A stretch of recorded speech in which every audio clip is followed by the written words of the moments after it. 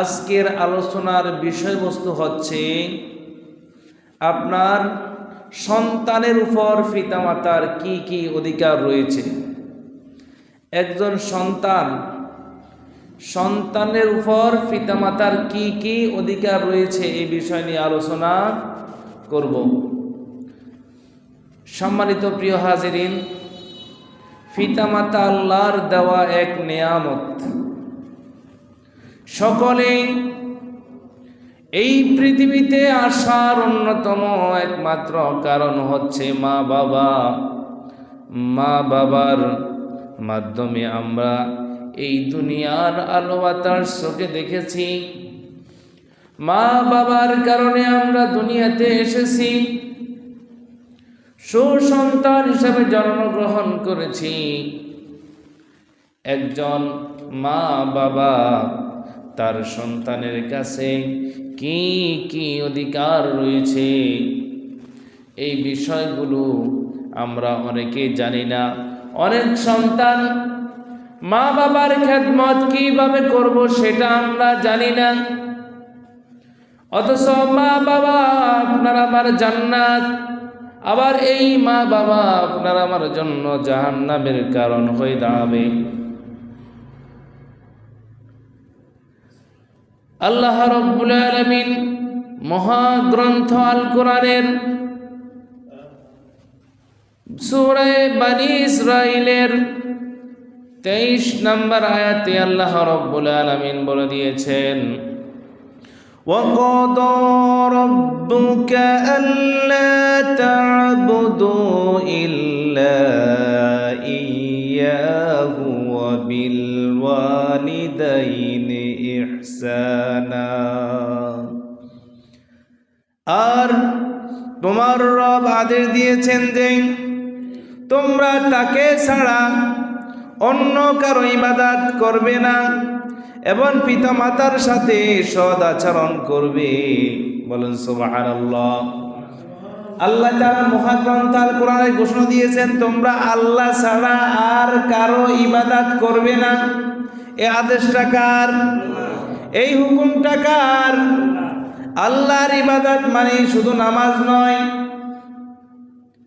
আল্লাহর ইবাদত মানে হচ্ছে আল্লাহর দেওয়া যত বিধিবিধান রয়েছে আসমানি কিতাবে, সকল বিধিবিধানকে পালন করার নাম হচ্ছে, মেনে নেওয়ার নাম হচ্ছে ইবাদত।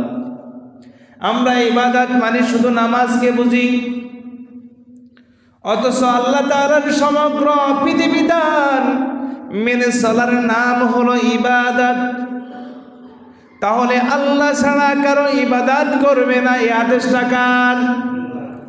আমরা যেহেতু আল্লাহর গোলাম, আমরা যেহেতু আল্লাহর বান্দা, আমরা যেহেতু আল্লাহকে আমাদের প্রভু হিসাবে স্বীকার করেছি, আমাদের রিজিক দাতা হিসাবে স্বীকার করেছি, আমাদের হায়াতের মালিক, আমাদের মৌতের মালিক হিসাবে স্বীকার করেছি, সেহেতু ওই রব্বুল আলামিনের দেওয়া সমস্ত হুকুম আহকাম মেনে চলার নাম হলো ইবাদত। তাহলে ওই আল্লাহকে ছাড়া অন্য কাউকে মানা যাবে না, অন্য কারো পায়ে সিজদা দেওয়া যাবে না। এখন আমাদের দেশে দেখা যায় আল্লাহ ছাড়া মানুষ অনেক পীর সাহেবের কাছেও সিজদা করে, পাথর পূজা করে, মূর্তি পূজা করে, কি করে না? বিভিন্ন অনেক ধরনের অনেক কিছু পূজা করে, গাছ পূজা করে, মাছ পূজা করে, চন্দ্র সূর্য এভাবে পূজা করে, বিভিন্ন সময় বিভিন্ন পূজা করে। কিন্তু আপনি নিজে একজন মুসলমান দাবি করেছেন, নিজেকে নিজে মুসলমান হিসাবে পরিচয় দিয়েছেন, আপনি আল্লাহ ছাড়া কারো কাছে মাথা নত করা যাবে না। আল্লাহ আমাদের রব, ওই আল্লাহর দেওয়া হুকুম মানতে হবে, আল্লাহর হুকুম ছাড়া আর কারো হুকুম মানা যাবে না। আল্লাহ তাআলা বলেন, আলা লাহুল খালকু ওয়াল আমর, সৃষ্টি যার, হুকুম চলবে একমাত্র তার। এই পৃথিবী সৃষ্টি করেছে কে? আরো জোরে বলেন, এই পৃথিবী সৃষ্টি করেছে কে? আল্লাহ সৃষ্টি করেছে। আল্লাহ বলেন সৃষ্টি যার, হুকুম চলবে একমাত্র তার। আর আমরা সৃষ্টি আল্লাহর, এরকম হুকুম মানি মানুষের। কথা বলেন, মানুষের হুকুমে চলি, আল্লাহর হুকুমে চলি না। ডাক্তার যদি বলে ইলিশ মাছ খাওয়া যাবে না, চিংড়ি মাছ খাওয়া যাবে না, হাঁসের ডিম খাওয়া যাবে না, গরুর মাংস খাওয়া যাবে না, মানুষ আর সেটা খায় না। কথা বলেন ঠিক কি না? আর আল্লাহ বলেন অমুক জিনিস করা যাবে না, অমুক জিনিস খাওয়া যাবে না, মদ খাওয়া যাবে না, সুদ খাওয়া যাবে না, ঘুষ খাওয়া যাবে না, আমরা সেটা খাই। কথা বলেন এই কথা বাস্তব না বাস্তব? ডাক্তার মানা করার সঙ্গে সঙ্গে আর ওইটা খায় না, কারণ ওইটা খেলে তার রোগটা আরো বেড়ে যাবে, মৃত্যুর কারণ হতে পারে। কিন্তু আল্লাহ রাব্বুল আলামিন যে আমাদেরকে নিষেধ করেছেন, ওই আল্লাহ তাআলার নিষেধগুলো আমরা মানি না, আমরা দুনিয়ার ডাক্তারের কথা মানি। তাহলে বলেন তো দেখি, সৃষ্টি যার হুকুম চলবে তার, এখন সৃষ্টি আমরা আল্লাহর, আমরা মানি ডাক্তারের কথা। কথা বলেন, মানুষের কথা মানি। আল্লাহ আপনাকে আমাকে বাঁচানোর জন্য বারবার নিষেধ করছে, অমুক জিনিস করা যাবে না, তমুক জিনিস করা যাবে না, এই জিনিস করলে এই সমস্যা হবে, ওই জিনিস করলে এই সমস্যা হবে, ভালো পথে আসো, ভালো কাজ করো। কিন্তু আমরা আল্লাহর কথা শুনতে চাই না, আল্লাহর কথা মানতে চাই না। কথা বলেন ঠিক কিনা? এই জন্য আল্লাহ ছাড়া কারো ইবাদত করা যাবে না, কারো কথা শোনা যাবে না, কারো কথা মানা যাবে না। মানতে হবে একমাত্র আপনার আমার এই হায়াতের জিন্দেগি চলতে হলে আল্লাহর হুকুম মোতাবেক আপনাকে আমাকে চলতে হবে। তাহলে আল্লাহ তাআলা বলছেন আল্লাহ ছাড়া কারো ইবাদত করা যাবে না, আদেশ আল্লাহর। ওই আল্লাহ রাব্বুল আলামিন বলেছেন, কি বলছেন? পিতামাতার সাথে সৎ আচরণ করবে, পিতামাতার সাথে ভালো ব্যবহার করার জন্য আল্লাহ বলেছে। আল্লাহ তার প্রথমে ইবাদতের কথা বলেছে, দ্বিতীয় নম্বর আল্লাহ রাব্বুল আলামিন বলেছেন পিতামাতার সাথে সৎ ব্যবহার করার জন্য, সুন্দর আচার ব্যবহার করার জন্য, সুন্দরভাবে কথা বলার জন্য আল্লাহ রাব্বুল আলামিন এই আদেশটা আপনাকে আমাকে করেছে। দুনিয়ার পৃথিবীর সমস্ত সন্তানগুলোকে আল্লাহ রাব্বুল আলামিন তার মায়েদের সঙ্গে ভালো ব্যবহার করার জন্য বলেছে। বলেন সুবহানাল্লাহ। ওই আল্লাহ রাব্বুল আলামিন বলছেন, কি বলছেন? ইম্মা ইয়াবলুগান্না ইনদাকাল কিবারা আহাদুহুমা আও কিলাহুমা।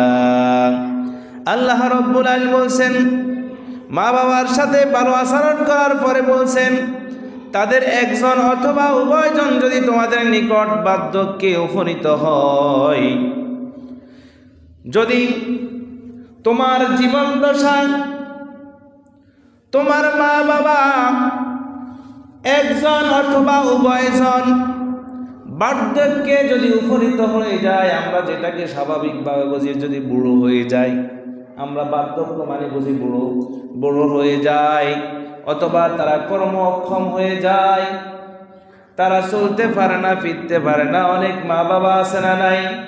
অনেক মা বাবা বিছানায় পড়ে রয়েছে, আছে না নাই?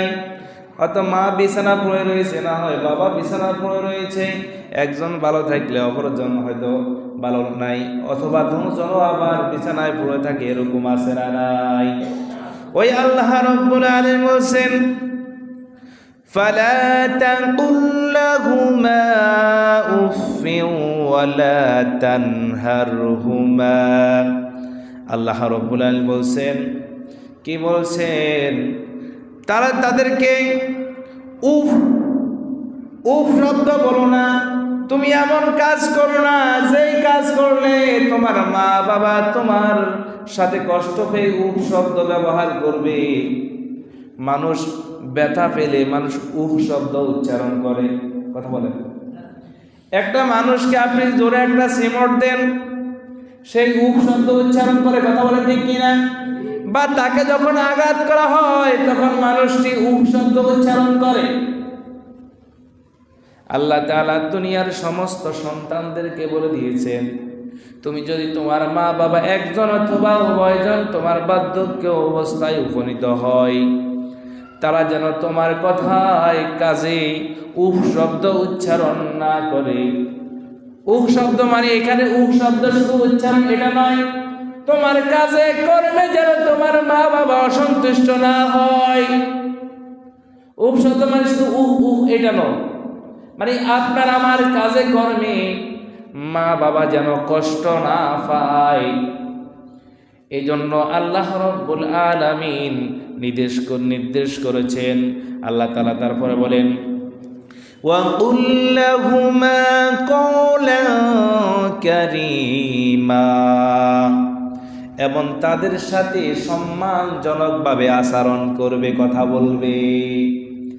মা বাবার সাথে এমন ভাবে কথা বলতে হবে, এমন কোমল সুরে নরম ভাবে কথা বলতে হবে যেন তোমার কথা তোমার মা বাবা কষ্ট না পায়, এমন ভাবে তুমি কথা বলতে হবে। এখন আমাদের দেশে অনেক ছেলেরা মেয়েরা দেখা যায় মা বাবার সঙ্গে গালিগালাজ করে কথা বলে, উচ্চ স্বরে কথা বলে, ধমক দিয়ে কথা বলে, কি বলে না? সামান্য টাকা পয়সা বেশ কম হলে, কোনো কিছু বেশ কম হলে মা বাবাকে গালিগালাজ করে, মা বাবাকে ধমক দিয়ে কথা বলে। অনেক মা বাবাকে আবার মারধর করে, এমন কুলাঙ্গার সন্তান আছে না নাই? ও প্রিয় ভাইয়েরা, ও প্রিয় বাবারা, কেউ যদি মা বাবাকে দুনিয়াতে কষ্ট দেয়, মা বাবার গায়ে যদি হাত তোলে, ওই সন্তানের দুনিয়াতে তার উপর আল্লাহ গজব নাজিল করবে। মৃত্যুর আগ পর্যন্ত ওই মা বাবা তার সন্তানের গজবটা দেখে যাবে।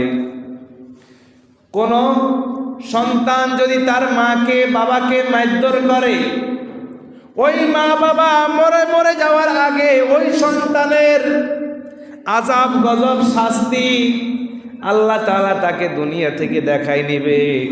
কারণ মা বাবাকে কষ্ট দিলে খোদার আরো সহে না, খোদা সহ্য করে না, আল্লাহ সহ্য করে না, দুনিয়াতে তার শাস্তি ভোগ করে দেখিয়ে নিয়ে যায়।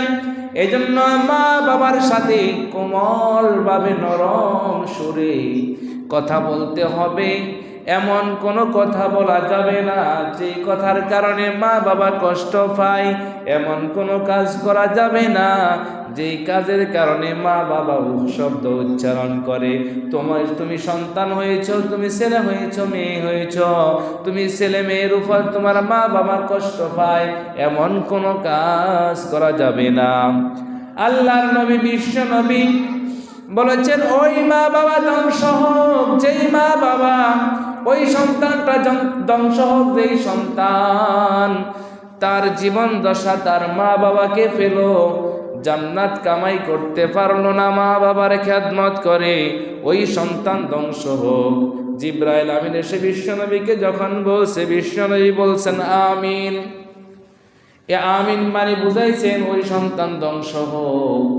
সুতরাং দুনিয়াতে থাকতে, মা বাবা বেঁচে থাকতে, মা বাবার সঙ্গে সুন্দর আচার ব্যবহার করে জান্নাত আপনাকে আমাকে কামাই করতে হবে, জান্নাতকে প্রস্তুত করে নিতে হবে। যদি আপনি দুনিয়াতে মা বাবা আছে, আপনি জান্নাত কামাই করতে পারলেন না, তাহলে আপনার আমার জন্য ধ্বংস, আপনার আমার ধ্বংস আপনি নিজেই ডেকে আনলেন। মা বাবা সব সময় সন্তানের কল্যাণ চায়, সন্তানের খারাপ চায় না, কথা বলেন ঠিক কিনা? মা বাবা যেটাই বলে সেটাই মেনে নিতে হবে, তবে আল্লাহর নাফরমানি কথা মা বাবার মেনে নেওয়া যাবে না। কোনো মা বাবা যদি নাফরমানিমূলক কথা বলে, সন্তান ওই কথা মেনে নিবে না। এই ছাড়া আল্লাহর বিধিবিধান মোতাবেক শরীয়ত সম্মত যেইগুলো জায়েজ আছে, সমস্ত জায়েজ কাজগুলো মা বাবার মেনে নিতে হবে, এটা সন্তানের জন্য ওয়াজিব। সুতরাং প্রিয় হাজিরিন, তাহলে মা বাবার সাথে কোমল আচরণ ব্যবহার করতে হবে, গালিগালাজ করা যাবে না। এখন আমাদের দেশে দেখা যায় ঘরে ঘরে অনেক মা বাবারা বলে হুজুর দোয়া করেন, হুজুর মসজিদে ওয়াজ করেন, আমার সন্তান আমার কথা শোনে না, আমাকে গালিগালাজ করে, আমাকে বাদ দেয় না, টাকা দেয় না, পয়সা দেয় না, বউয়ের কথা মোতাবেক চলে, আমি মাকে মা হিসাবে মূল্য দেয় না, বাবাকে বাবা হিসাবে মূল্য দেয় না, হুজুর একটু দোয়া করে দেন, হুজুর একটু ওয়াজ করে দেন। এইরকম কথা অনেক ফ্যামিলি থেকে আমাদের কানে আসে, হুজুরদের কানে আসে। তাহলে প্রিয় মুসলিয়ান ইকরাম, মা বাবা সকলেরই মা বাবা আছে, কারো মা বাবা জীবিত আছে, কারো মা বাবা মৃত আছে, কথা বলেন ঠিক কিনা? যাদের জীবিত আছে, জীবিত অবস্থায় মা বাবার কদর করতে হবে, যাদের মা বাবা মৃত তাদের জন্য দোয়া করতে হবে। এই জন্য আল্লাহ রাব্বুল আলামিন বলছেন ওয়াকফিদ লাহুমা জানাহাজ যুল্লি মিনার রাহমা, এবং মা বাবার জন্য তোমাদের ভালোবাসার, তোমাদের মা বাবার সামনে তোমাদের বাহুকে অবনত করে দাও। যেইভাবে একটা পাখি আকাশে ওড়ার সময় তার ডানা উড়াল দিয়ে সে আকাশে ওড়ে, আবার যখন সেই আকাশ থেকে নিচের দিকে নামতে চায় তখন তার ডানাকে এইভাবে গুটিয়ে ফেলে।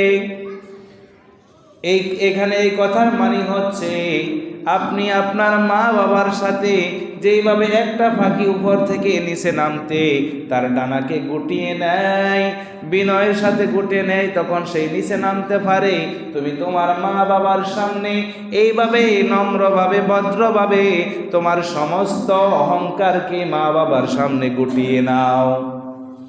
মা বাবার সামনে অহংকার করা যাবে না, গর্ব করা যাবে না। মা বাবার সামনে তুমি তোমাকে আত্মনিয়োজিত করো, আব্বু কি লাগবে, আম্মু কি লাগবে, আম্মু তোমার জন্য কি করতে পারি, আব্বু তোমার জন্য কি করতে পারি। এইভাবে তুমি তোমাকে একেবারে বিনয় দেখানো যায় মা বাবার সামনে।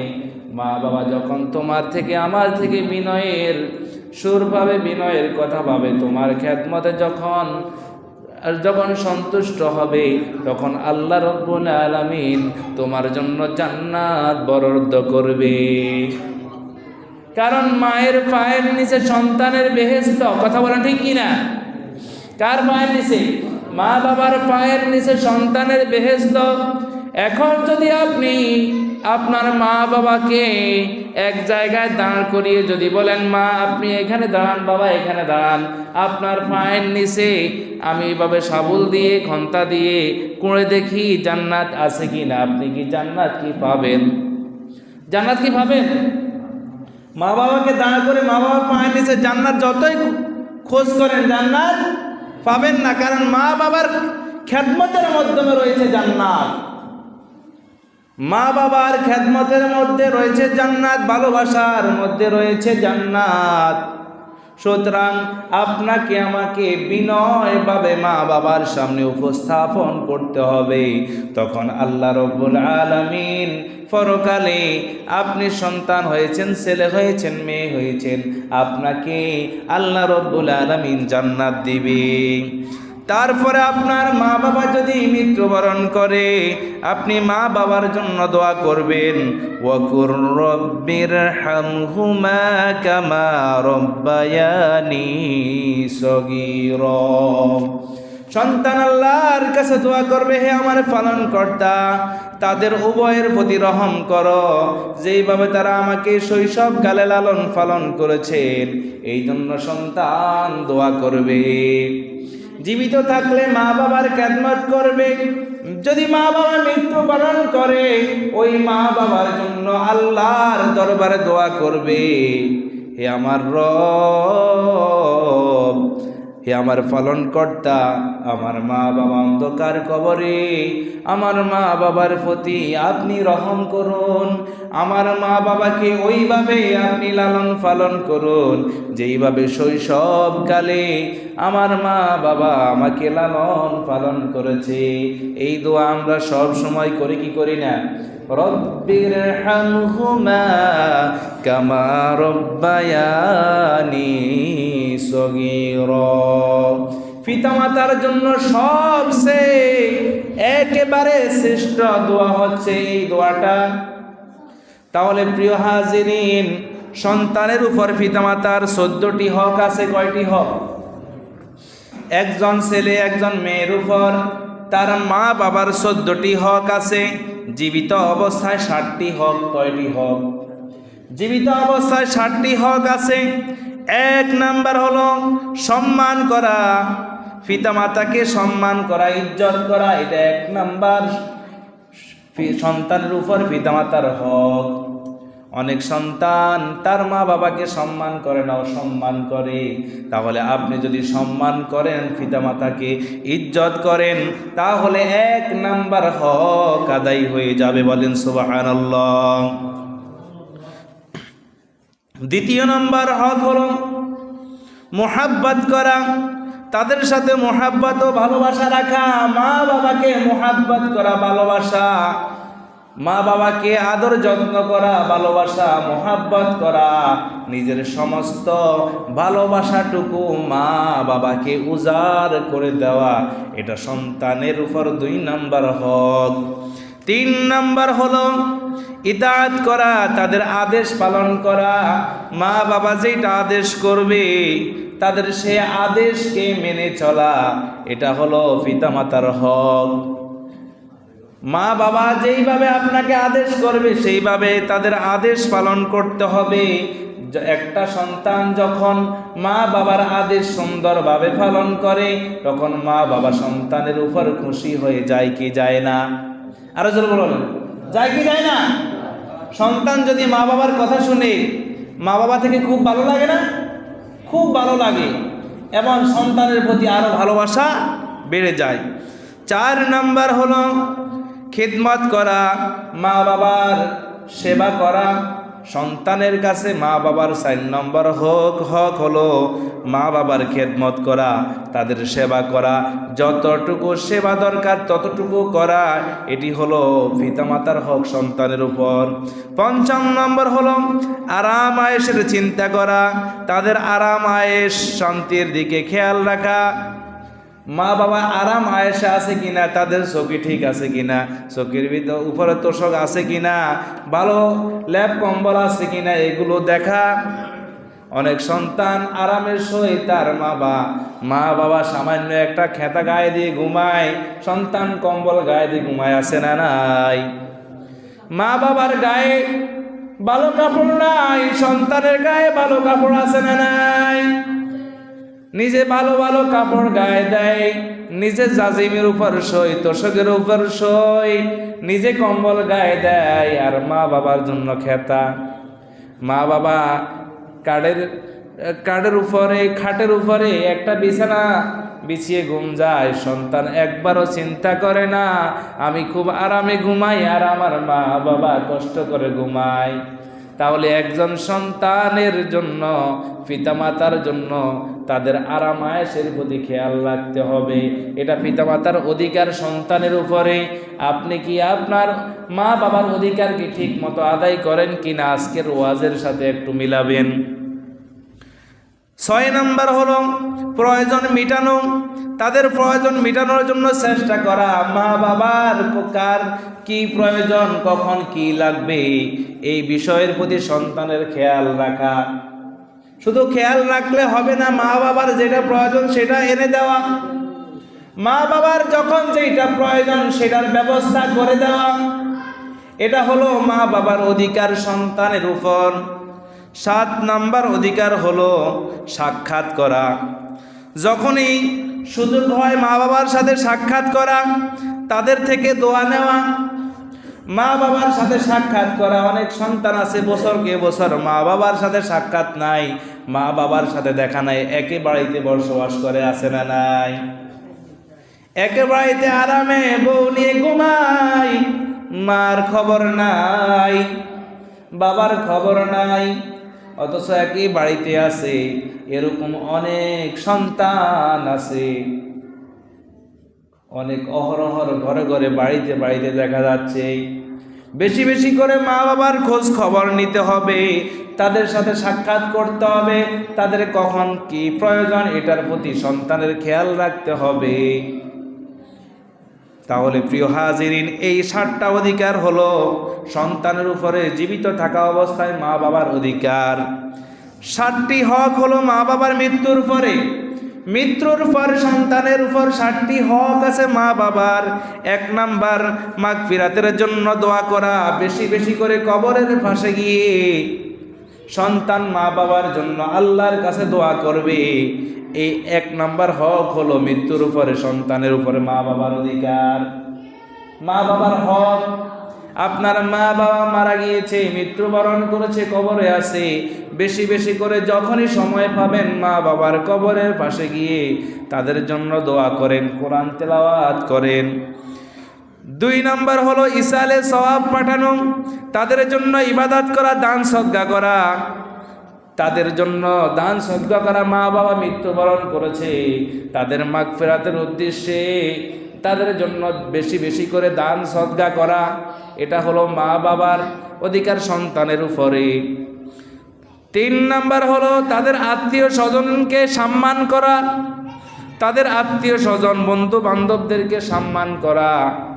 একজন মা বাবা সন্তানের উপর 3 নাম্বার মৃত্যুর উপর অধিকার হলো সন্তান মা বাবার আত্মীয় স্বজনকে খুব সম্মান করবে, তার বন্ধু বান্ধবকে খুব ভালোভাবে আদর যত্ন করবে, সম্মানের সাথে কথা বলবে, এটাই অধিকার। এখন বাবা মারা যায়, বাবার বন্ধুদের কোনো খবর নাই, তাদের সাথে গাদ্দারি করে, আছে না নাই? আছে না নাই? অনেক গাদ্দারি করে তাদের সাথে। কারণ তোমার বাবা এদের সাথে চলাচল করছে, তুমি যখন তাদের সাথে সুন্দরভাবে আচার ব্যবহার করবা, তোমার বাবার আত্মা কষ্ট শান্তি পাবে। তোমার মা যাদের সাথে উঠা বসা করতো তাদেরকে শ্রদ্ধা করো, সম্মান করো। এই তাদেরকে শ্রদ্ধা সম্মান করার কারণে তোমার মায়ের কবরে আযাবটা হালকা হবে এবং তার আত্মাটা শান্তি পাবে। 4 নাম্বার হলো ঋণ আমানত পরিশোধ করা। মা বাবার যদি কোনো ঋণ থাকে, কেউ যদি মা বাবার কাছে আমানত জমা দেয়, তাদের আমানতটা সঠিক জায়গায় পৌঁছে দেওয়া। মা বাবার যদি ঋণ থাকে, ঋণ পরিশোধ করা। যদি তোমার ঋণের টাকা না থাকে, মা বাবার সম্পদ বেঁচে হলেও ঋণের টাকা পরিশোধ করা। আমাদের দেশে যখন মানুষ মারা যায় তখন বলে আমার মায়ের যদি বাবার যদি ঋণ থাকে আমরা পরিশোধ করে দিব, কিন্তু পরবর্তীতে আর কোনো খোঁজ খবর নাই। কথা বলেন, পরবর্তীতে আর কোনো খোঁজ খবর নাই, আর দেয় না। জানাজার সামনে দাঁড়িয়ে বলে সমস্ত ঋণ পরিশোধ করব, আর জানাজার পরে তার কাছে ঋণের টাকার জন্য গেলে আর কোনো খোঁজ খবর নাই। অহরহ অনেক জায়গা থেকে শুনি, আমাদের কানে আসে। তাহলে ঋণটা পরিশোধ করা, ঋণ এটা কঠিন একটা জিনিস। কিয়ামতের ময়দানে ঋণের টাকা পরিশোধ করা ছাড়া এক পাও এদিক সেদিক না আসা করতে পারবেন না। আপনার বাবা যদি ঋণ থাকে, কারো দেনা থাকে, ওই দেনাটা তার জমি জায়গা জমি বিক্রি করে হলেও তার ঋণটা পরিশোধ করতে হবে। এটা সন্তানের উপর মা বাবার অধিকার। আপনার মা বাবারকে ঋণে রেখে আপনি তাদের সম্পদ নিয়ে আরাম আয়েশ করবেন, এটা হবে না। তাহলে মা বাবার অধিকার হক আদায় হলো না। তাহলে সম্মানিত প্রিয় হাজিরিন, 5 নাম্বার অধিকার হলো আত্মীয় স্বজনকে সাহায্য করা। আপনার মা বাবা মৃত্যুবরণ করেছে, আপনার 5ম নাম্বার অধিকার হলো আপনার মা বাবার আত্মীয় স্বজনদেরকে সাহায্য সহযোগিতা করা। আপনি বড়লোক হয়েছেন, কোটি কোটি টাকার মালিক হয়েছেন, আপনার আত্মীয় স্বজন, আপনার মা বাবার যে আত্মীয় স্বজন আছে তাদেরকে আপনি পারলে একটু সাহায্য সহযোগিতা করেন, তাহলে আপনার মা বাবার আত্মাটা শান্তি পাবে। 6 নাম্বার অধিকার হলো আপনার কবর জিয়ারত করা, পিতামাতার কবর জিয়ারত করা হলো আপনার 6 নাম্বার অধিকার। 7 নাম্বার অধিকার হলো ওসিয়ত পূর্ণ করা, শরীয়ত সম্মত ওসিয়ত। আপনার মায়ে যদি কোনো ওসিয়াত করে, বাবা যদি কোনো ওসিয়াত করে, ওই ওসিয়তটা পূর্ণ করা এটা সন্তানের উপর মা বাবার অধিকার। কার অধিকার? একজন সন্তানের উপর মায়ের অধিকার তার ওসিয়তটা পূর্ণ করা। সম্মানিত প্রিয় হাজিরিন, তাহলে জীবিত অবস্থায় মা বাবার 60টি হক রয়েছে, মৃত্যুর পর 60টি হক রয়েছে, সন্তানের উপরে অধিকার রয়েছে। এই অধিকার যদি কোনো সন্তান যদি পূর্ণভাবে পালন করে, আল্লাহ রাব্বুল আলামিন ওই সন্তানের জন্য জান্নাতের ব্যবস্থা করে রাখবে। কারণ মা বাবা আপনার জান্নাত, মা বাবা আপনার জাহান্নাম। হুয়া জান্নাতুকা হুয়া নারুকা। তোমার মা বাবা তোমার জান্নাত, তোমার মা বাবা তোমার জাহান্নাম। তোমার কাজে কর্মে তুমি জান্নাত কামাই করবে, আবার কাজে কর্মে তোমার জাহান্নাম তুমি নিজেই প্রস্তুত করে নেবে। কারণ আপনার বিশ্ব নবী জনাব মুহাম্মদুর রাসূলুল্লাহ সাল্লাল্লাহু আলাইহি ওয়াসাল্লামের কাছে এসে এক সাহাবী এসে বলল, ইয়া রাসূলুল্লাহ, ইয়া হাবিবাল্লাহ, আমি জিহাদে যেতে চাই, আমাকে অনুমতি দিন। আল্লাহর নবী বিশ্বনবী বলছেন, তোমার মা বাবা কি জীবিত আছে? বলে হ্যাঁ জীবিত আছে। কয় তোমার মা বাবার তুমি খেদমত করো, এটা সবচেয়ে বড় জিহাদ। মা বাবার খেদমত করো, এটাই জিহাদ। তাহলে এর মানে কি দাঁড়ালো? এর মানে হচ্ছে মা বাবার খেদমত করা এটি সবচেয়ে বড় জিহাদ। এই মা বাবার খেদমতের মাধ্যমে, মা বাবার সন্তুষ্টির মাধ্যমে আল্লাহর কথা মানা হয়ে যাবে। মা বাবার সন্তুষ্টির মাধ্যমে আল্লাহর কাছে আপনি জান্নাত পাবেন, না হয় জান্নাত পাওয়া সম্ভব হবে না। তাহলে প্রিয় হাজিরিন, আসুন আজকে থেকে আমরা আমাদের মা বাবার সম্মান করব, মা বাবার খেদমত করব, মা বাবার কথা মেনে চলব, মা বাবা যেইভাবে বলে সেইভাবে শুনব, মা বাবাকে আদর ভালোবাসা স্নেহ দিয়ে মা বাবাকে আমরা তাদের দাম্পত্য জীবনকে সুখী করে দিব। এখন দেখা যায় একটা মা বাবা 6টা 7টা 10টা সন্তানকে মানুষ করতে পারে, আবার দেখা যায় ওই 8টা 10টা সন্তান মা বাবা যখন বৃদ্ধ হয়ে যায়, ওই মা বাবার খেদমত করে না, ওই মা বাবাকে তারা লালন পালন করতে পারে না। একটা মা বাবা 8টা 10টা সন্তানকে মানুষ করতে পারে, তাদেরকে ছোটবেলা থেকে তিলে তিলে করে বড় করতে পারে। আবার দেখা যায় মা বাবা যখন বিছানায় পড়ে যায়, তাদের যখন বার্ধক্য উপনীত হয়ে যায়, ওই 8টা 10টা সন্তান আর মা বাবার খোঁজ খবর নেই না। আছে না নাই? আমাদের দেশে আছে না নাই? দেখেন মা বাবা কেমন কেমন জিনিস। 8টা 10টা সন্তানকে মানুষ করতে পারে, ওই 8টা 10টা সন্তান বড় হয়ে ওই মা বাবার খোঁজ খবর নেয় না, ঠিক মতো মা বাবার ওষুধ দেয় না, মা বাবার জন্য পানা নেয় না, মা বাবাকে খাওয়া দেয় না, মা বাবাকে সুন্দরভাবে থাকতে দেয় না, বড় হয়ে বাদ হয়ে যায়। এটার ঘরে 2 দিনের বেশি যদি 3 দিন খায়, ওই ঘরে যান, ওই ঘরে ফরক, ওই ঘরে যান, ওই ঘরে যান, ঠেলা ঠেলি মা বাবাকে। ছোটবেলা বলে আমার মা আমার মা, টানাটানি করে বড় হয় তোর মা তোর মা তোর বাবা। কথা বলে এরকম হয় কি হয় না? বড় হয়ে তুমি ছোটবেলা তুমি বিছানায় প্রস্রাব করে দিয়েছ, পায়খানা করে দিয়েছ, তোমার মা তোমার পায়খানা পরিষ্কার করেছে, প্রস্রাব পরিষ্কার করেছে। আর এখন বৃদ্ধ বয়সে তোমার মা বাবা বিছানায় প্রস্রাব করে দেয়, পায়খানা করে দেয়, তুমি সন্তান সেই দায়িত্ব নিতে চাও না। তুমি কেমন সন্তান হলে? আছে না ভাই? এরকম আছে না? কম না বেশি? কম না বেশি? ধরতেও চায় না। মা বিছানা প্রস্রাব করে, পায়খানা করে, কয় আমার কাছে রাখা দরকার নাই, তার ছোট হুতের কাছে রাখো, তার মাজ্জা হুতের কাছে রাখো, সাজ্জা হুতের কাছে রাখো, আমি রাখতে পারতাম না। সে বিরক্ত বোধ করে। দেখেন মা বাবা তো এরকম, আপনি বিছানা প্রস্রাব করার পরে মা বাবা তো আপনাকে ফেলে রেখে আসে নাই, কোনো জায়গা দিয়ে আসে নাই। মা বাবা আপনাকে নিজে বিছানায় নিজে প্রস্রাবের উপর শুয়ে আপনাকে ভালো শুকনা জায়গায় শোয়াইছে, তাহলে আপনি বড় হয়ে প্রতিষ্ঠিত হয়ে কেন আপনার মা বাবাকে ভালো জায়গায় রাখতে পারেন না? আপনি খেদমত করতে পারেন না কেন? জান্নাত এত সোজা নয়। আপনার আমার শরীরের চামড়াকে যদি মা বাবার পরনের জুতা বানানো হয়, তারপরও মা বাবার ঋণ কখনো শোধ হবে না। আসুন, ওয়াজ তো আমরা মেলায় শুনছি, অনেকে শুনছি। আসেন, আজকে থেকে যদি মা বাবার সাথে আপনার রাগ অভিমান থাকে, সমস্ত অভিমানকে ফেলে রেখে আপনার মা বাবার খেদমত করেন, তার কথা শুনেন, কি খাবে, কিভাবে চলবে, কি দরকার, কি প্রয়োজন জিজ্ঞাসা করেন, তাহলে জান্নাত আপনার আমার কপালে জুটবে।